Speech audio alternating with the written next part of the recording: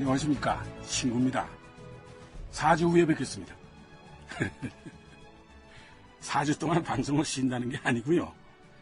한때 우리 KBS에서 사랑과 전쟁이란 드라마를 하면서 이 말이 한창 유행한 적이 있습니다마는 부부가 비슷해야 잘 산다는 말도 있고 서로 다르기 때문에 보완이 돼서 잘 산다는 말도 있죠.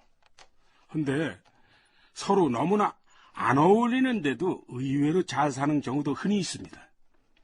이런 현상을 두고 좀 유식한 사람들은 불균형과 불균형의 합은 균형이다. 이렇게 정리를 합니다.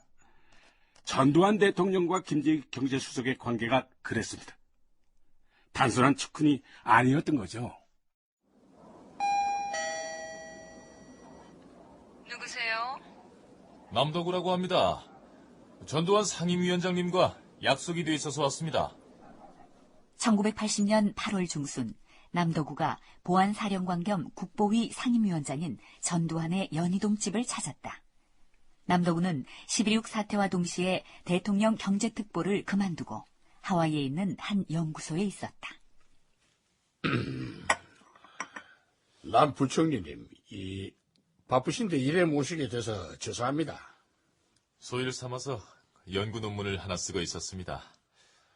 그런데 무슨 일로... 예, 남 부총리님. 미국에 아는 사람들 많으시죠? 유학생활, 그 연구생활을 그쪽에서 많이 했으니까요. 예, 잘 알고 있습니다. 그래서 일에 부탁을 드리는 겁니다. 미국의 경제인들도 많이 좀 만나주십시오. 예, 그 정도야 얼마든지 할 수 있죠. 감사합니다. 앞으로 잘 좀 도와주십시오. 헌데 외람된 말씀입니다만 예, 뭐든지 말씀하십시오.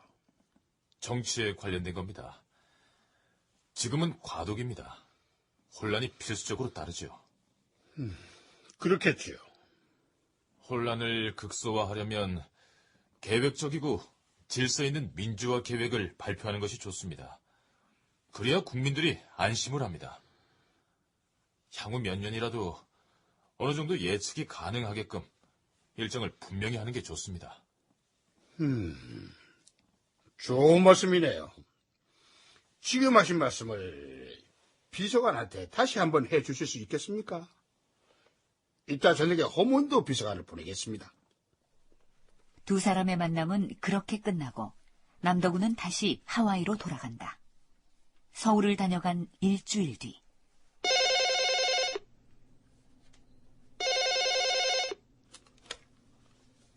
유학생 정보부장한테 전화가 왔어. 그때 8월인데 8월 말까지 꼭 돌아오십시오 그래. 왜 그러느냐 그랬더니 아예 돌아오시면 압니다. 기분이 나쁘단 말이야. 정보부에서 내부 조사할 게 있나 그래. 그게 돌아오려 안 할 수도 없고 그게 알았다고. 그래서 이제 돌아왔는데 이제 김포 비행장에서 출입해서 내리니까 그때 서정화 씨가 중앙정보부 차장이야. 그 집사를 가져와서 그 출입까지 와가지고 날 태가지고 그냥 시내로 쏜살같이 달리는 거야. 왜 그러는 거야? 왜 날 불렀어? 그때 내일 국무총리가 되십니다. 이러더라고. 그래서 내가 국무총리가 된 거야, 내가.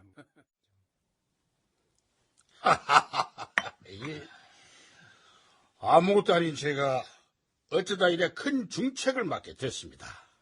남 총리님께서 잘 좀 도와주십시오. 예, 국가를 위한 일이라면 최선을 다하겠습니다. 이런 말씀 들으시면 좀 서운하시겠지만 그때 다녀가신 뒤에 주변을 싹 다 좀 조사를 했습니다. 예? 재산 상태까지 세밀하게 다 조사를 했는데 이 들것 하나도 걸리는 게 없어서 이 양반이면 됐다 해서 이래 모시게 됐습니다. 잘 알겠습니다. 그런데 송구스럽습니다만 미리 말씀드려둘 게 있습니다. 예, 말씀하십시오. 우선은 하겠지만 이 과도기를 넘기면 곧 사임하고 싶습니다. 전 이미 구시대 인물입니다. 세수를 새 부대에 담아야죠. 제가 이 새 정부에 남아있으면 태가 될 겁니다. 그래도 제가 대통령인데 제 허락 없이 아무 때나 그만두시는 건 안 됩니다. 남총리님, 우리 김수석 잘 아시죠? 알다마다요. 예, 저를 처음 공직으로 이끄신 분이 우리 총리님이십니다. 아, 맞다. 그 얘기 들은 것 같다. 에? 남총리님, 제 별명이 돌머리입니다. 돌머리. 네, 그러면 우리 김수석이 남총리님이 소배장을 꼭 붙들어야 되겠다. 그죠? 네? 예, 잘 보시겠습니다. 삼공화국 시대부터 공직에 있었던 남도구는 그렇게 국무총리가 됐다. 이른바 대망의 80년대를 여는 새 역사 창조의 길목에서 구정권의 관료였고 젊지도 않았던 그가 어떻게 다시 국무총리에 올랐을까? 이에 대한 사실관계가 밝혀진 건 없다. 다만 박정희 시대의 경제총사령관은 경제부총리였다. 그러나 전두환 정권에서는 달랐다. 경제수석의 힘과 영향력은 훨씬 노골적이고 전면적이었다. 대통령의 뜻을 받들어 경제정책에 관한 한 노동부문을 제외하고는 경제수석이 전부를 총괄했다. 김재익은 전두환의 국보위 상임위원장 시절부터 경제과외 교사였다. 그리고 그가 아웅산 사태로 사망하기까지 5공화국 전반기의 경제수석이었다. 그렇다면 5공화국 경제팀의 구도는 김재익의 그림에서 나왔다고 추정할 수 있다. 그런 정황은 5공화국의 첫 부총리 겸 경제기획원 장관에 발탁된 신병현의 인선에서도 포착된다. 한국은행 총재를 거쳐 상공부 장관 60일 만에 신병현이 부총리에 발탁된 건 의외였다. 그 자신도 놀랐던 모양이다. 1999년에 작고한 그의 생전 기록. 난 지금도 내가 왜 50 정부의 첫 부총리 겸 경제기획원 장관이 되었는지 모른다. 사전에 협의를 받은 적도 없고 조각을 발표하는 날 아침에야 전화 통보를 받았다.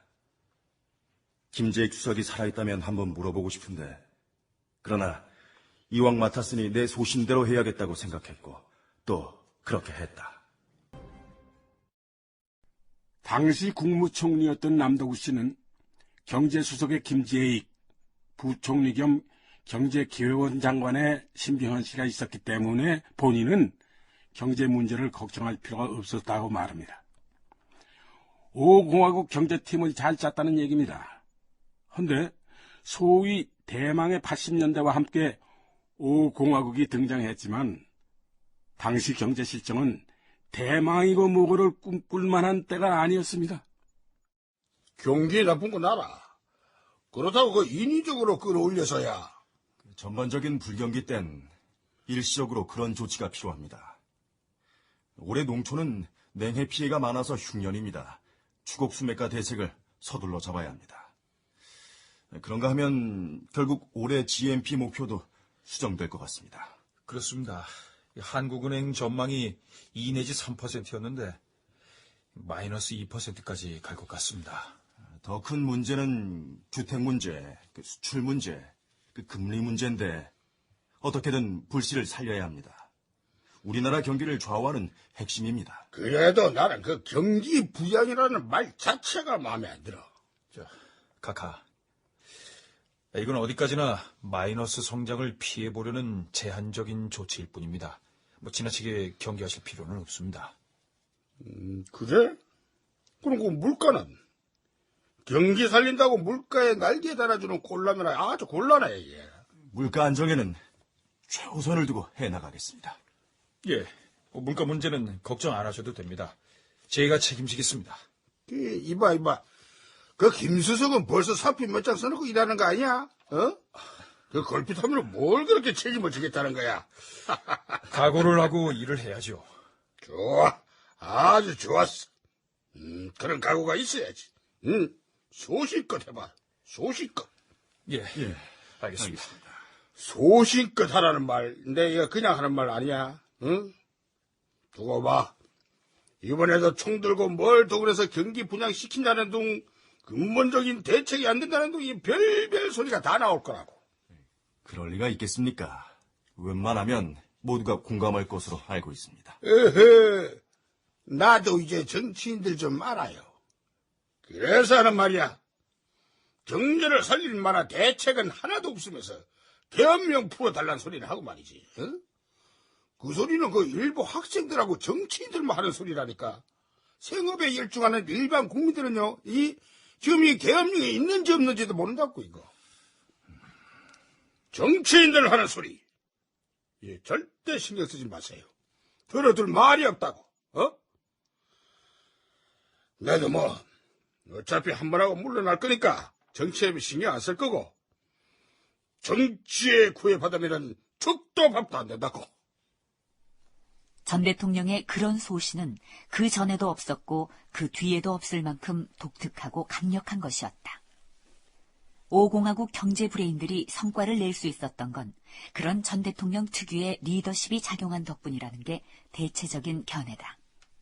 아무튼 5공화국 신병현 경제팀 출범 후 첫 작품인 9.16 조치는 그렇게 나왔고 11월에 가서는 그에 대한 추가 부양책이 이루어진다.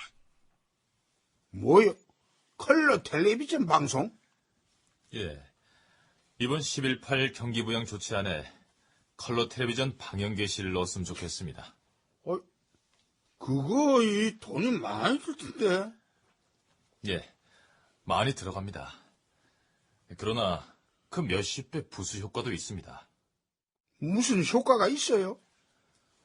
올 8월부터 시판하고 있는 지금의 수상기는 컬러 텔레비전인데 방송은 흑백이지 않습니까? 수상기를 자꾸 팔아야 전자회사가 돌아갑니다. 흑백 방송이라도 아무 때 팔리고 있으면 된 거 아니요? 지난 석 달 동안 공장 판매량이 44,000대라고 보고받았습니다. 그 가운데 절반은 대리점 창고에 있습니다. 가전 3사의 지난 상반기 적자만도 97억 원입니다. 그래요? 생각보다 심각하네. 방송만 컬러로 바뀌면 생산을 촉진하게 돼서 우리나라 전자산업에 대혁명을 가져올 수도 있습니다. 혁명 좋지. 그럼 언제부터? 서두르면 아마 12월 초면 가능할 것 같습니다. 20일 정도 남았는데 가능해요? 방송사는 준비되어 있습니다. 그리고 처음부터 100% 완전 컬러 방송을 할 필요는 없습니다. 그래도 그렇지. 하루 한 프로그램씩 시작해서 점차 늘려가면 됩니다. 무엇보다도 이걸 앞당길 경우 빈사 상태의 내수가 살아납니다. 일회적인 자금 지원 같은 촉진제보다는 훨씬 좋은 선택입니다. 경기를 부양하는데 이만한 선택도 없습니다.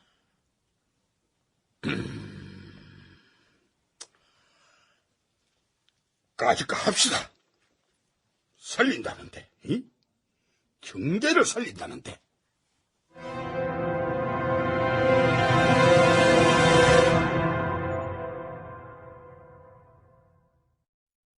그러니까 우리나라에서 컬러 텔레비전 방송을 하게 된 건 오로지 경기를 살리자는 차원에서 시작됐다는 얘기죠.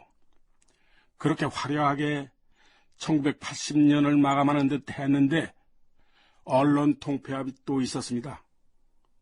공교롭게도 지금 전두환 대통령 역을 하고 있는 성우 노민 씨도 그때 사라진 TBC 성우입니다. 화려한 컬러 텔레비전의 등장 뒤에 드리웠던 커다란 그늘이었습니다. 1980년 11월 25일 낮에 기독교 방송 CBS의 보도 기능이 중단됐다. 그리고 동양방송 TBC와 동아방송 DBS 등의 방송사들도 밤 시간으로 가면서 눈물의 고별 방송이 이어졌다. 그들은 전파가 끊어지는 순간까지 스튜디오를 지켰다. 안녕히 계십시오. 여기는 TBC 동양방송입니다. 저도 이제 헤드폰을 받겠습니다. 감사합니다. 감사합니다. 그리고 이 정든 제7 스튜디오를, 아니 동양방송을 이제 떠나겠습니다. 끝으로 동양방송의 호출번호를 여러분께 다시 한번 알려드리겠습니다. 여기는 639kHz HLKC 동양방송입니다.